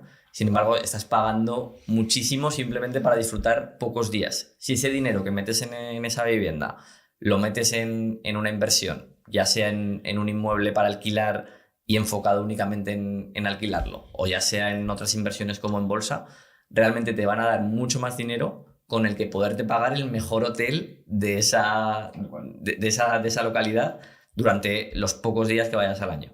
Además de que, bueno, tengo un vídeo en YouTube donde hablo de esto, además de que cuando vayas allí te lo vas a encontrar todo limpio, todo en perfecto estado. Sin embargo, yo, bueno, vamos, el apartamento que tenemos en la montaña, se lo digo a mi madre, de, jolín, esto lo tendríamos que vender, comprar inmuebles enfocados en la rentabilidad. Y al hotel. Y cuando vamos al hotel o a un apartamento que está perfecto, que está limpio, que todo funciona. Porque claro, si vamos cada 4 meses, pues al final te encuentras la casa pues cerrada, fría, muchas veces sucia y al final yo súper partidario de no tener esa segunda residencia. Qué bueno. Bueno, vamos a dejar de hablar un poco del tema inmobiliario y me gustaría la parte de Carlos estudiantil, porque Eso es. hay mucha gente que nos ve que está en esa fase aún de inicios, ¿no? Vale, primero de todo, ¿cómo elijo la carrera que voy a estudiar? Segundo, después que tengo esa carrera, ¿cómo me meto al mundo laboral? Entonces vamos a ir tocándolo por partes, esa parte yo diría de los 20 de la vida de la persona. Pero vamos a ver tu experiencia, Carlos. ¿Tú qué estudiaste y cómo eras tú como estudiante? Vale. Bueno, yo empecé a estudiar en Madrid, en una universidad así súper pija, súper elitista, que es ICADE, y empecé a estudiar la doble, Derecho y ADE, pero la verdad es que no me gustó nada, no me gustó la universidad, no me gustó esa carrera, no me gustó la gente de allí, no me gustó el ambiente de Madrid y de los colegios mayores, así que estuve poquísimo. En un mes dije, esto no es para mí. Hostia, no sabía que habías dejado una carrera. Sí. Y me volví a Zaragoza y ahí estudié Economía. ¿Te dio tiempo ese mismo año empalmarlo? Sí, bien. sí me dio tiempo. Hostia, Gacho no pierde nada. De hecho, Sí. estuve como un mes que todavía seguía, pues todas mis cosas estaban en Madrid, estaba todavía matriculado, pagando una universidad bastante cara. Y estuve durante el mes de noviembre en Zaragoza, pues probando cómo era la universidad, a ver si me gustaba. Y ya, pues a principios de diciembre me volví y ya desde ahí, pues seguí. Y entonces has hecho economía, ¿no? Eso La es. carrera de economía. ¿Qué tal tú como estudiante? ¿Eras un gamberro? ¿Eras un yo te veo más que me pollo que gamberro. No, pues de pequeño era bastante mal estudiante, ¿eh? Hostia. De pequeño era como muy distraído, o sea, estaba en mi mundo y era un estudiante regular, pero es cierto que pues en secundaria me cambió el chip y empecé a ser bastante bueno, la verdad. Vale. Y fui pues el mejor de matrícula en el colegio y luego en la universidad pues también fui bastante bueno, la verdad. ¿Cuál fue la media que me dijiste que se había sacado en toda la carrera? Tuve casi un 9,60 y algo, casi 9,7. Pero esa media de que estás hablando de todas las asignaturas de la carrera. Sí. Vaya Hostia. locura, chaval. O sea, todo 10 salvo uno que te puso un 8, un cabrón. Ya está. Sí, no, yo creo que mi peor nota fue un 8,3. Creo que solo saqué 3 notables, el resto fueron o sobresalientes o la mayoría matrículas, sí. Brutal. Como tú y yo. Sí, como tú y yo, vamos. Y luego, ¿cuál fue el plan? ¿El qué? ¿Saliste de la universidad y cuál fue tu plan? ¿Ya sabías que ibas a emprender o qué hacías? Bueno, el último año de carrera me fui a Estados Unidos, estuve en San Diego de intercambio en California, que fue un año brutal. Me encantó la experiencia de O sea, que ir sí que allí. se lo recomiendas eso a la gente que Sin está en la duda, o universidad. sea, para mí, de la universidad lo que más me llevo fue ese año. Vale, o sea, ok. por un lado, las amistades que hice y algo de disciplina. Sí que es cierto que Sí. yo me llevo pues, esa capacidad de hacer las cosas cuando toca. Y sobre todo el año de intercambio. O sea, para mí, si volviera atrás, seguramente o estudiaría la carrera fuera o me iría a otro año más de intercambio, de los 4 irme 2, o incluso no estudiaría una carrera, ¿eh? O sea, a mí la carrera... a ver, es cierto que yo lo digo, a mí la carrera me ha dado mucho, porque como fui pues, el mejor estudiante de la carrera de mi año, pues es cierto que eso me daba un sello de cara luego a conseguir trabajos. Pero a nivel de lo que aprendí ahí, pues realmente no aprendí muchas cosas útiles. De decir, oye, la gente me dice, no, claro, Carlos, es que tú, pues las inversiones, claro, es que tú estudiaste economía. Y digo, a ver, no, es que mis amigos, mis compañeros no tienen ni idea de esto que estoy hablando. Vale, o sea, que no tiene ni nada que ver idea. la carrera, vale. O sea, es como cuando dicen, no, un médico, y a lo mejor es dermatólogo, y le preguntas por algo que no es de su especialidad. Total. Hombre, algo más que tú sabe, pero no sabe mucho más, ¿eh? Claro. Es que no, nos pensamos que por haber estudiado algo ya sabes del tema y para nada. O sea, ya te digo, mis amigos no tienen ni idea de... La mayoría, hay alguno que sí, pero que en la carrera no nos enseñan cosas prácticas. Joder. Bueno, entonces, ¿cuál fue tu primer trabajo? Sí, perdón. sí. Sí, claro, cuando volví de Estados Unidos, estuve trabajando en lo que en ese momento para mí era el trabajo soñado, que era trabajar en bolsa. O sea, estuve trabajando en Madrid, en BBVA, y lo que hacía era analizar empresas cotizadas, pues empresas, eran empresas de consumo. Sí, vale. Pues Inditex, Iberia, IAG, las grandes compañías de consumo de España, farmacéuticas y empresas de consumo. ¿Y cómo era el día a día de ser un empleado de banca de inversión? Pues era chulo, ¿eh? A mí me gustaba bastante ese trabajo porque, bueno, era analizar los negocios desde dentro, incluso pues en contacto con gente con bastante responsabilidad de esas empresas. O sea, era guay el tratar de ver, pues oye, por dónde va el negocio, qué es lo que hace que vaya bien o mal. O sea, era bastante chulo. Y, ojo, que a mí me gustaba, ¿eh? Yo lo dejé porque en ese momento, pues, quería hacer otras cosas. Quería probar una vida, pues, más alternativa, de pues, viajar, conocer otras cosas. Y oye, si luego quería volver, siempre podía, pero veía que era como, o lo hago ahora o no lo haré nunca. Así que, después de un año allí, pues, decidí dejarlo y me fui a viajar. Estuve como un año sabático activo, que me gusta llamar a mí, de no crecer profesionalmente, pero sí crecer mucho personalmente. Y ahí hice muchas cosas. Pues me fui a viajar varios meses por Asia, luego por Latinoamérica, hice también un retiro de meditación, me fui a hacer el Camino de Santiago.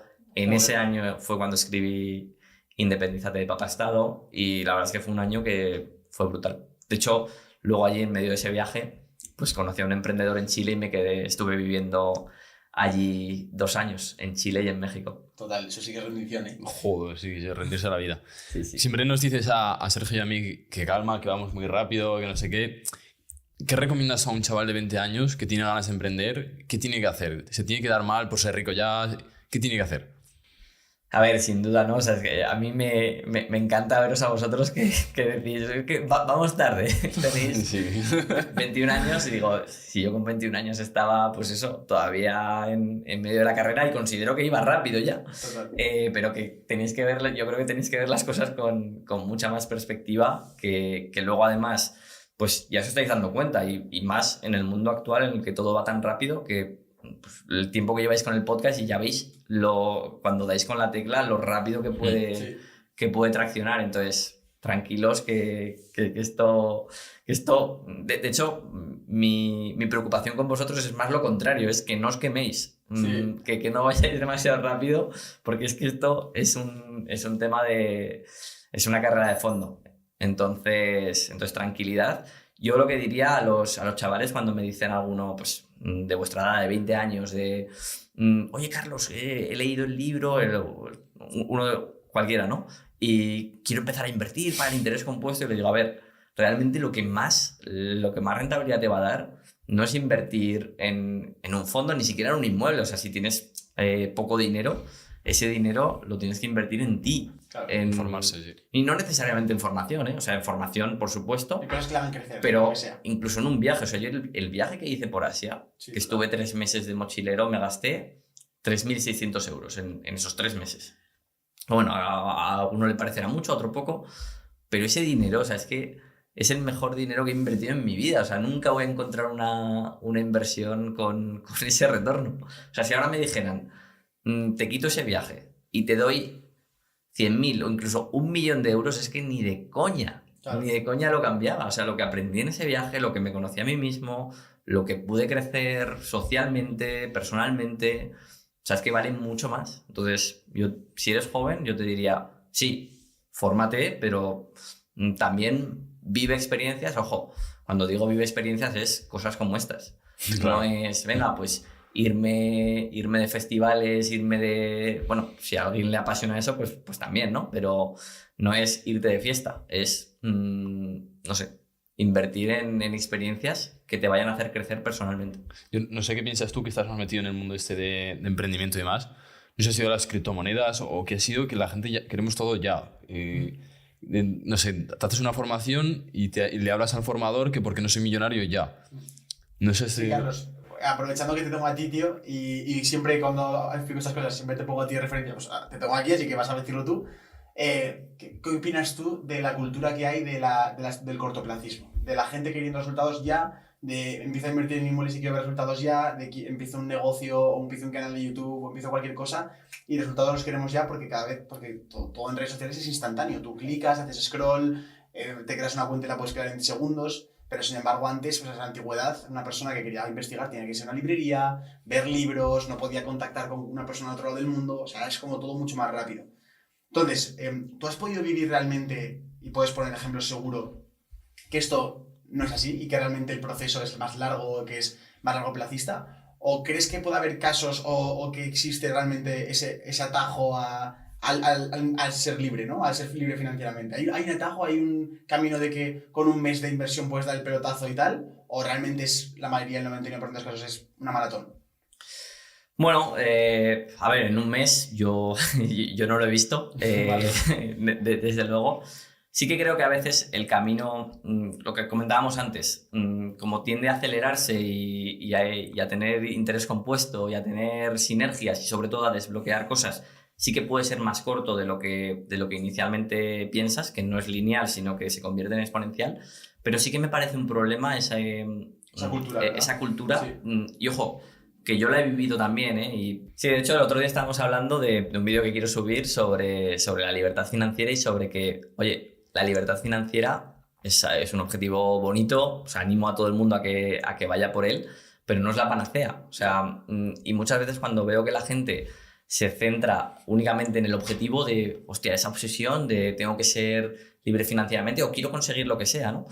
Y esa desconexión del proceso, del camino, creo que es peligrosa. Y de hecho yo lo he vivido, ¿no? Yo he conseguido lo que quería en relativamente poco tiempo. No ha sido en un mes, no ha sido en un año, pero hombre, no ha sido en 30 años. Ha sido en 5, en 10 como mucho. Y es cierto que eso es un problema, porque llegas y dices, vale, ¿y ahora qué? Porque como tenemos esa visión de yo me concentro en el resultado y hago lo que sea y ese es mi foco, te olvidas muchas veces de disfrutar ese camino y es una cagada. Es una cagada porque no solo es eso. Esa frase que dicen de hay que disfrutar el camino, lo importante es el camino, el progreso, es que es súper cierta. O sea, lo que te va a dar realización, lo que te va a dar esa felicidad es ganarte las cosas y es muchas veces más el llegar ahí, o sea, el proceso de llegar ahí que el propio objetivo, porque luego cuando consigas eso irás a más. O sea, y vosotros también lo vais a ver en el podcast, que al final vais cumpliendo objetivos, pero eso, y tú lo habrás visto, Sergio, a ti, pues en su día 1000 suscriptores te parecía la hostia, no, es una locura. luego 10.000 sí, te parecía la hostia, y ahora pues, y a veces hay que ser capaz de mirar atrás y verlo conseguido, sí. ¿Qué opinión tienes de la frase de el dinero no da la felicidad o el dinero sí da la felicidad? ¿Tú qué piensas al respecto? Bueno, yo creo que el dinero no da la felicidad, sin duda. Vale. Te ayuda a estar más tranquilo y te ayuda a ver las cosas desde otro punto de vista. Pero bueno, hay estudios que dicen que en España, a partir de 60.000 euros de ingresos, pues ya tener más dinero no te da más felicidad. Y yo estoy bastante de acuerdo con eso. O sea, yo, respecto a hace unos años, pues no me veo mucho más feliz. Claro. O sea, estoy más tranquilo, sí, pero no mucho más feliz. De hecho, creo que se puede generar el efecto contrario de oye, a mí a lo mejor antes una hamburguesa en Goico con vosotros, pues me hubiera sabido súper buena porque ese gasto, claro, sí. Me duele. Y a lo mejor ahora es como se disfruta menos. Sí. Hostia, es curioso, ¿eh?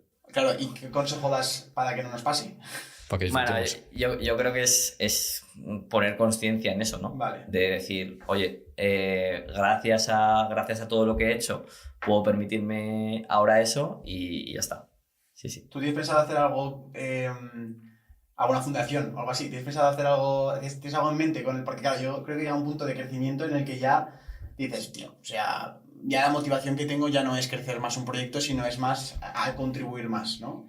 Y yo creo que tú estás un poco en ese punto.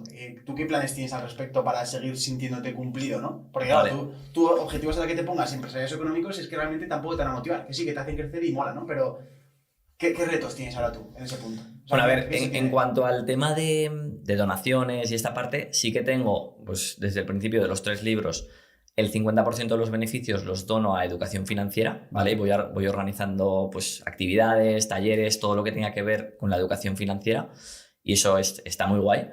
En cuanto a contribuir más con una fundación y tal, no lo descarto, pero tampoco quiero hacerlo porque es lo que toca o Ya, porque ya. parece que es, oye, Claro. esto es lo que me falta. O sea, no quiero que sea otra, otra carrera de la rata, otro decir, venga, otro objetivo y otro check, si no me sale realmente. O sea, no lo descarto, me parece guay, pero tampoco le he visto todavía en este punto para mí el sentido. ¿Vale? Entonces, ¿qué es lo que te motiva a ti en el punto en el que estás ahora? ¿Qué te motiva? ¿Qué te haces? Por ejemplo, Juan y yo estamos como llenos de energía todos los días de querer hacer cosas porque vemos tantos potenciales y tantas cosas. Entonces, ¿a ti qué es lo que te motiva en el punto en el que estás? Cuando ya consigues ese objetivo de la tranquilidad, de la libertad, de lo que sea, ¿cuál es el siguiente reto? O sea, ¿qué es lo que va a pasar? ¿Qué es lo que se va a encontrar la gente una vez llegue a esa libertad? ¿Cómo te pones nuevos objetivos tú ahora mismo? Sí, pues es una buena pregunta y que estoy en proceso de responderla, ¿eh? A día de hoy yo estoy como sabes, con la formación o con la divulgación, tanto pues O sea, tanto por YouTube como por... eso es, tanto en YouTube como en podcast, como en libros, como en blogs, de forma gratuita o de forma de pago. Y eso es lo que a mí ahora me impulsa, el ayudar a otras personas, el inspirar a otras personas a que recorran el camino. Pero es cierto que, aparte de eso, o sea, tengo que hacer un esfuerzo muchas veces por no ver esto únicamente como números, ¿no? Como decíamos antes, pues ya llevamos no sé cuántos pisos comprados, pues ya llevamos no sé cuántos ingresos generados de los alumnos. O sea, llega un punto que hay que realmente conectar con esas historias y, o sea, darte cuenta de que detrás de cada uno de esos números Hay personas. hay personas que es cierto que el feedback es constante, pero a veces, no sé si te pasa a ti, Sergio, pero a veces Sí, pierdes un poco la perspectiva. 100%. Sí, sí. ¿Y crees que cambia la ambición que tú tenías antes a la que tienes ahora? Sí, yo creo que sí. O sea, yo no me considero en plan súper ambicioso de decir, quiero tener 800 pisos y quiero llegar a tener un patrimonio, unos ingresos de tanto. Realmente, ya te digo, o sea, mi nivel de vida es bastante normal. O sea, no soy súper... ¿cómo se dice? Ya, súper como excéntrico, ¿no? Sí, eso es. Que compras un montón de cosas materiales, ¿te refieres? Sí, eso Sí, es. sí, O sea, vale. tengo un estilo de vida normal. Entonces, tener mucho más tampoco me ilusiona. De hecho, algo que pasa con Carlos muy gracioso es cuando yo me fui a Japón, ¿vale? Y Carlos se apunta y me dice, oh, pues a lo mejor voy a verte, viniste a verme. Y luego siempre sacábamos la conclusión de, joder, parece mentira que tengas que irte a Japón para darte cuenta de que en Zaragoza se oye muy bien. Tal cual. Sí, Y sí. eso es una cosa que a la gente le va a tranquilizar el decir que, joder, que Carlos y yo hemos ido a Japón hace un mes y lo que hemos dicho es que ganas tengo de volver a estar en Zaragoza para estar con mi cafetería, con no sé Ya. cuántas, con mi entrenamiento. O sea, que eso la gente tiene que ser consciente, que nosotros vamos, que sí, que mola mucho viajar, pero mola mucho viajar muchas veces para darte cuenta de lo bien que vives en tu vida normal. Entonces, Sin ¿Y duda. tú de la ambición qué opinas? Porque tú estás todo el día a tope. sí, es que, no sé, yo supongo que también es la edad, que eso quería comentarlo. ¿Cómo has notado un cambio de los 20 a los 30 a la que acabas de entrar? ¿Has notado una transición como se te ha ido apagando esas ganas de crear cosas? Porque yo me lo noto, y creo que en cierta parte es mi edad, y también mi energía y todo eso, pero es como que ahora mismo, una mañana o un día entero puedo estar parado, pero 2 ya entraría en depresión de no poder hacer nada. O sea, necesito qué estar animal. constantemente sintiendo que hay cosas avanzando, o al menos que soy útil, porque es que es como, tío, he tenido suerte de estar en un cuerpo lleno de energía para poder crear cosas y el no estar usando ese cuerpo como herramienta, que yo creo que en parte por eso dejé la carrera tan rápido, porque me notaba en una clase encarcelado de que yo me notaba un potencial de crear 10 y por la carrera creaba 2, ¿no? Digamos. Entonces era como, quítame esto de delante porque necesito hacer un montón de cosas con mi tiempo. Entonces, Carlos, ¿te has notado una transición y una bajada de esa ambición, de esas ganas de crear a medida que ha ido avanzando los 20? Y yo creo que de crear no, Vale. pero de crear con más cabeza y con más criterios sí. Vale. Es decir, no de hacer por hacer o lo que te decía antes, no tanto foco en el resultado, de Ya. decir, a ver si consigo llegar a este objetivo, sino de decir, oye, realmente esto me apetece y yo esto lo veo como comentábamos el otro día, Sergio, el tema de decir que sí a todo, Sí. ¿no? Que yo creo que, no sé quién lo decía, pero me parece muy interesante que decía, al principio, cuando estás empezando, tienes que decir que sí a todo, porque nunca sabes cuál va a ser la oportunidad o eso que te va a desbloquear y que te va a dar acceso a cosas interesantes. Pero conforme vas madurando, conforme vas teniendo ya más éxito, va siendo momento de decir cada vez más que no a todo, porque te llegan muchas propuestas y si no, es que literalmente vives la vida de otro y vives las prioridades de otro. Es decir, pues ahora hay que hacer esto porque es lo que lo está llevando, eso es lo que lo está petando, porque claro, conforme vas creciendo también tienes acceso a otras oportunidades, a otros caramelos que dices, ostras, ¿cómo voy a dejar pasar este caramelo, esta oportunidad, cuando hace 5 años me hubiera matado por esto? Pero es que si o pones foco en cuál es tu prioridad, o al final es que es otra carrera de la rata, ¿eh? O sea, llega a ser como crecer, pero ¿para qué? Tú, en el punto en el que estás, o sea, esto lo tengo que decir, porque claro, yo como soy tan amigo de Carlos, hay muchas conversaciones que tenemos y se me van recordando. Carlos se soltó una frase en Japón que me encantó. Estábamos pasando por guión, ahí en la típica imagen de Kioto, y me dice, no, chicos, yo he decidido que amigos más no necesito. Yo no tengo más tiempo. ¿En serio? Dice, yo he cortado la agenda. A mí, si me vienen propuestas de cafés o lo que sea, voy a tener que decir que no, porque, dice, y los decía en plan de coña, habéis tenido suerte que habéis entrado justo en la última temporada de mi vida. El reopen. Sí, entonces, respecto a eso, Carlos, tú ahora, ¿qué estrategia utilizas para decir más que no? A mí me cuesta muchísimo en el punto en el que estoy, la verdad. Bueno, es un proceso, ¿eh? Sí. Muchas veces yo voy haciendo repaso semanal de cuál es, y una de las preguntas que tengo es, oye, estos viajes, estas personas con las que he estado, estas reuniones que he tenido, ¿me apetecían o no? Muchas veces digo, hostia, pues esto lo he cagado, o sea, he vuelto a caer en el error. Pero Vale. yo creo que es ir siendo consciente de, oye, hacia dónde, qué es lo que estoy haciendo, y también tener esos objetivos, esas prioridades de, oye, este trimestre, este año, ¿cuál es mi foco? Porque es que conocer más gente del sector, conocer más gente que sí, que es súper interesante, pero que es que al final cada minuto que dedico a eso son nuevos melones que abro y, oye, que a lo mejor lo que me apetece es pasar tiempo con vosotros, Claro. estar con vosotros, tomar más... O sea, creo que hay que diferenciar entre, oye, abrir más las amistades o lo que sea, o profundizar más. Sí. Entonces, yo llego a un punto que digo, es que literalmente es que no quiero más amigos. Sí, Si meto más amigos es porque tengo que sacar otros. Claro, total. Porque es que si no, al final voy a tener un montón de relaciones superficiales. Y cuando hablo de relaciones o de amistades, hablo con todo, ¿eh? A lo mejor es, oye, ¿ver otro país? Pues no lo sé. A lo mejor lo que tengo que hacer es ver más el Pirineo y conocerlo mejor y conocer los restaurantes de allí y lo que hay allí. O probar un nuevo deporte, pues no lo sé. A lo mejor tengo que dedicar más tiempo a los que estoy haciendo para realmente avanzar. Porque si no, al final... Qué buena reflexión. Sí, es muy buena. Sí, total. ¿Haces deporte? Sí, hago deporte. Si no, aquí te caneamos. No tanto como tú, pero... Bueno, tengo que decir aquí, en confianza, Carlos se ha apuntado a la 10K. Ah, sí, a la de ponle freno. Eso es. Sí, Ostras, se ha apuntado. pues- Juan se ha apuntado también. Vale. Mi hermano se ha apuntado también. Me encanta, está generándose una revolución. Pero de ahí no paso ya. He creado, Carlos, por cierto, recientemente un calendar. ¿Vale? Con mis entrenamientos. Aquí cada uno que se apunte que quiera. Vale. Lo voy a hacer. Y si a mí me lo ha Pues compartido.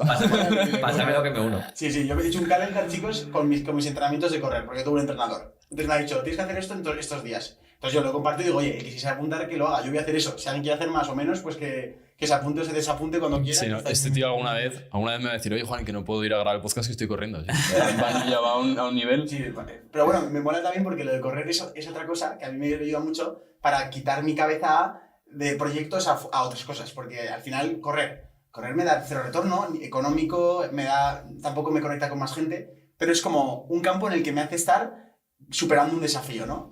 Hostia, tengo este reto que es, quiero hacer una 10K, por ejemplo, cómodo, y antes no podía. Hostia, pues ¿cómo consigo resolver este puzzle? Que no tiene nada que ver con cómo ganar más dinero, cómo me compro el siguiente reloj, cómo me compro tal. Es un desafío chulo porque además encima estás beneficiando a tu salud. Entonces, bueno, sin ir por las ramas, ¿cuál es tu visión respecto a la salud? Porque a mí, algo que voy a defender en este podcast, y por eso quería hacer este podcast en parte, es que un emprendedor no necesariamente tiene que dejar de lado la salud, ni el entrenamiento, ni la vida saludable, ni nada, porque mucha gente se piensa, no, es que un proyecto, oye, es que si tengo que dejar de entrenar, si tengo que dejar de cuidar mi salud, de comer bien, o de poner energía en eso, pues lo voy a hacer. Pero a mí me parece una tontería decir eso, porque al final, coño, si estás malo, ya te digo yo que no te vas a preocupar en tu negocio, ¿no? Entonces, ¿cuál es tu estrategia o qué estás implementando? Hábitos, cosas que te gustan, que no te gustan, consejos, cosas que te han servido, todo relacionado con la salud. Vale, a ver, realmente yo creo que en la vida los principales 3 recursos que tenemos son el tiempo, el dinero y la salud. Total. Entonces, yo creo que tiene que haber un cierto equilibrio. Total. O sea, y de hecho, pues, ¿de qué te sirve tener mucho dinero? Si, o sea, eso es lo que siempre se dice, ¿no? Cuando eres joven tienes mucha salud, mucho tiempo, pero no tienes dinero. Luego, cuando tienes una edad más media, pues sigues teniendo más o menos salud, tienes quizá más dinero, pero lo que te falta es tiempo, porque lo dedicas más a trabajar, a la familia, etc. Y luego cuando eres más mayor, pues generalmente ya, pues dinero en principio ya tendrás más, o no, pero lo que tienes mucho tiempo, pero lo que te falta es salud. Entonces yo creo que la clave de todo es conseguir avanzar en las tres áreas a la vez, ¿no? Que las 3 patas de ese taburete pues sigan subiendo, que no haya ninguna muy desequilibrada. Entonces, sin duda, o sea, para mí la salud es relevante, es súper importante. Yo sinceramente tampoco me vuelvo loco con esto de la salud. Para mí es regla del 80-20. Pues oye, descansar más o menos bien, comer más o menos bien. Yo en mi caso, pues hace años que dejé el alcohol, que para mí es, dentro de ese 80-20, es una de las cosas que te daña un montón y sinceramente creo que a mí no me compensaba.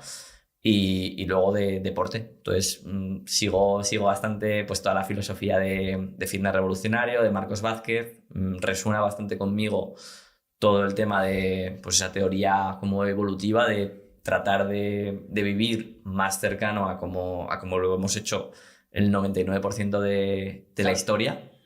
Pues es de comer menos... Hacer ayunos... hacer ayunos, comer menos procesados, no tener Total. tanto miedo a esas proteínas o a las grasas, menos carbohidratos, todo esto y ya está. Pero poco más, tampoco me vuelvo loco. O sea, considero que tengo un nivel de salud, de estado de forma, pues... Que está bien sin ser élite. Total. Eso es. Muy bien, muy bien. Sí, yo también pienso que buscar una actividad que te haga desconectar. Tú, por ejemplo, has dicho correr. A mí correr no me hace desconectar porque estás pensando de si me voy a acabar aquí. No, acabar aquí me refiero a... Aquí. a que no aguanto, a que no sé qué. Yo prefiero una actividad, por ejemplo, jugar al pádel, que es o le das o no le das y si te despistas se te va la bola y encima estás con más personas, ahí sí que desconectas del todo. Yo en tu caso, por ejemplo, lo veo claro contigo, Juan, con las motos. Sí, claro, Te ahí caes. sí, o estás concentrado o te caes, o no vas rápido, claro. Claro. Bueno, encontrar un hobby, ¿no? ¿Qué hobby es...? ¿Cuál es tu hobby favorito que no tenga que ver con el dinero? Claro, estoy en problema. Como le digas hobby, te va a decir, bueno, pues a lo mejor comprar, reformar y vender es el hobby de Carlos. No, tal cual. Es que ese es un tema, un problema de que esos hobbies que tengas que no sean productivos. Y de hecho, cuando comentabas lo de correr, yo estoy un poco en desacuerdo, porque al final ¿Sigues siendo productivo? Claro, o sea, también es, oye, pues estar más sano, tener un objetivo, un desafío y ya entra en el terreno de... Vale, o sea, tú dices más exagerado de que sea incluso pérdida de tiempo. Claro, Vale. pérdida de tiempo de coleccionar cromos. Vale, pero entonces voy a decir que para mí es el café. Eso es, ese sí Vale, que es Me verdad. hace perder El café. dinero y me hace perder tiempo. Tiempo bastante. Café. Vale, Sí. ok. No, pues fíjate, yo estoy en la búsqueda de eso, lo hemos comentado bastantes veces. Si te tengo que decir alguno, pues los coches me gustan y la naturaleza también. O sea, la naturaleza en general, el Pirineo Sí. y el Pirineo en particular, todo eso. ¿El Real Zaragoza? Bueno, sí, es verdad, el Real Zaragoza. Sí, te gusta ir. El Real Zaragoza sería el ejemplo. Una buena pérdida de tiempo. Una buena pérdida de tiempo. Es verdad, sí. Os queremos Sí, por sí. nuestra ciudad, lo defendemos. Sí. Eso simplemente es broma. Sí, broma, todo Que se broma. venga un hooligan y decir, hostia, es que no os voy a seguir. Eso, si nos revienta algún día por la calle. Pues sí, esa sería la respuesta. Muy bien, Carlicos. Pues nada, me gustaría tenerte más veces por aquí. Espero que te apetezca para tocar un poco más la parte de la otra cara de la inversión, pero es que si no, queremos que dure esto 3 horas. Chicos, podéis seguir a Carlos por YouTube, que por cierto, en YouTube tienes que seguirle, que yo le he hecho una mano en YouTube y nos esforzamos al máximo en que sea el mejor contenido posible. Y la verdad es que la gente está muy contenta y es que los vídeos de Carlos yo siempre me los pongo y le digo, joder, Carlos, este vídeo es increíble. Sí, son muy buenos. Lo que se aprenden de estos putos vídeos, pero bueno. Seguidlo por YouTube, por redes sociales, por Instagram también lo tenéis. Tenéis cualquiera de sus 3 libros en la descripción. Acordaros de lo del taller de libertad inmobiliaria para una oportunidad para aprender de forma gratuita. Y si tienes dinero para invertir y has visto que quieres comprar esa libertad, pues una mejor forma increíble que a mí me ha ayudado muchísimo es invertir en formación. Podéis invertir en libertad inmobiliaria y al final acabaréis pasando por el camino que yo llevo estos últimos 4 meses, que ha sido un camino muy bonito, de mucho desarrollo y que pues veremos de cara a los próximos años cómo construyo ese patrimonio que lo iré contando por redes sociales. Y poco más. Carlos, ¿algo que quieras decir antes de acabar el Tengo un Plan? Para mí, o sea, quizá me gustaría despedirme con la frase de que, oye, esto está muy bien formarse, está muy bien leer, está muy bien escuchar estos podcasts, pero al final lo único que te va a llevar al siguiente nivel, lo único que te va a dar lo que estás buscando es hacer cosas, así que mi consejo siempre es más hacer. De hecho, mi lema es mejor hecho que perfecto. Sí. Y siempre para mí es mejor hacerlo a medias que no hacerlo. Total. Bueno, Nada, hasta luego. Bueno, gracias por estar conmigo acompañando de mano a mano. Gracias, Carlos. Me siento muy agradecido de poder decir que esto sea parte de mi trabajo. Es increíble poder estar Es en la estas hostia. conversaciones. Sí. Tal cual. Y nada, vamos a por más. Adiós, chicos. Chao. Hasta la próxima.